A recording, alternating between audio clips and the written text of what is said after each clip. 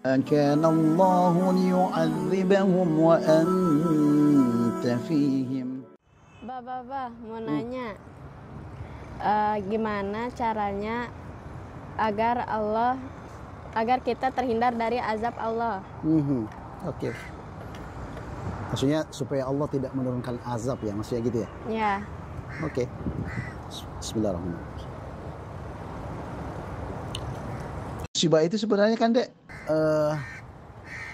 ada yang bersifat sebagai ujian dari Allah Subhanahu wa taala. Ada cobaan supaya Allah mengangkat derajat orang-orang beriman dari musibah yang Allah berikan kepada orang tersebut, kepada orang beriman tersebut. Ada juga yang sifatnya betul-betul azab. Musibah itu sifatnya azab gitu dari Allah Subhanahu wa taala sebagai balasan terhadap apa yang seseorang, satu kaum lakukan.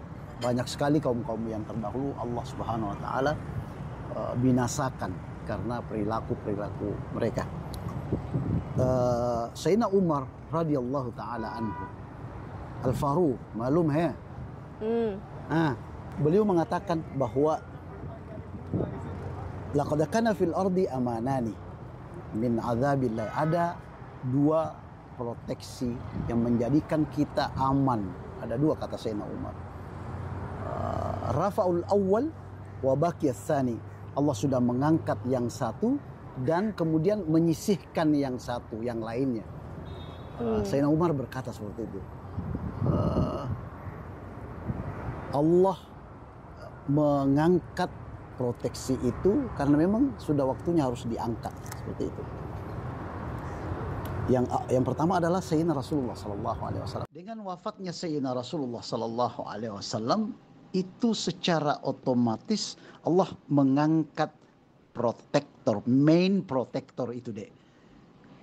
Artinya suatu komunitas yang menyelisihi ketetapan langit, yang menyelisihi perintah-perintah Allah Subhanahu wa taala, itu memiliki potensi Allah turunkan azab kepada mereka.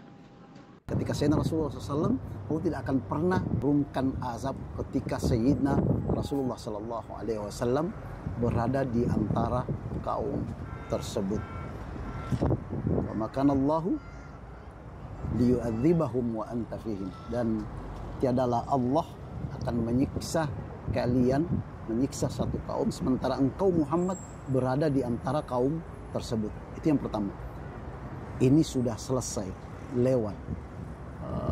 Proteksi supaya kita tidak Allah tidak menurunkan azab kepada suatu kaum, suatu bangsa. Karena Sayyidina Rasulullah SAW. Namun apa yang disampaikan Umar menurut Baba ya, apa yang dipelajari, yang disampaikan oleh orang-orang tua kita dulu, ulama kita itu mengatakan bahwa Sayyidina Rasulullah masih tetap hidup di makam beliau di Madinah. Yang kedua, kata Sayyidina Umar adalah istighfar. Maka Allahu mu'adzibahum wa hum yastaghfirun. Allah tidak akan pernah menyiksa kalian, menyiksa satu kaum sementara ada sekelompok orang di kaum tersebut yang senantiasa memohon ampunan kepada Allah Subhanahu wa taala. Selalu beristighfar siang malam, selalu wirid untuk memohon ampunan kepada Allah Subhanahu wa taala.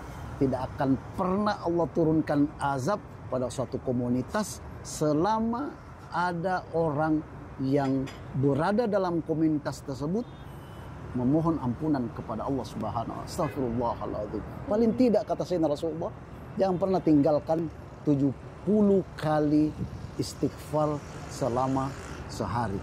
Satu hari jangan pernah kurang beristighfar, memohon kepada Allah Subhanahu wa taala supaya mengampuni dosa-dosa kita, supaya Allah Subhanahu wa taala menjadikan kita salah satu asbab azab itu tidak diturunkan oleh Allah Subhanahu wa taala pada suatu atau sebuah komunitas. Jadi ada dua proteksi yang Allah turunkan, satunya sudah Allah angkat dan satunya lagi masih Allah berikan kita keluasan. Kita memohon ampun kepada Allah Subhanahu wa taala supaya Allah memaafkan kita, memaafkan dosa kita, memaafkan orang-orang yang berada di lingkungan kita. Kita menjadi asbab azab Allah tidak jadi Allah turunkan kepada komunitas tersebut. Banyak-banyak kita beristighfar kepada Allah Subhanahu wa taala. Ringan tapi Masya Allah dampaknya sangat-sangat luar biasa. Begitu kira-kira deh. Jadi hal yang kita lakukan untuk menghindari agar azab Allah Subhanahu wa taala tidak turun di tempat kita, banyak beristighfar, banyak-banyak memohon ampunan kepada Allah Subhanahu wa taala. Gitu ya, deh. Oh, Kira-kira. gitu. Ya. Terima kasih atas informasinya, Bah. Oke, alhamdulillah. Astagfirullah subhanahu wa ta'ala. Syukran.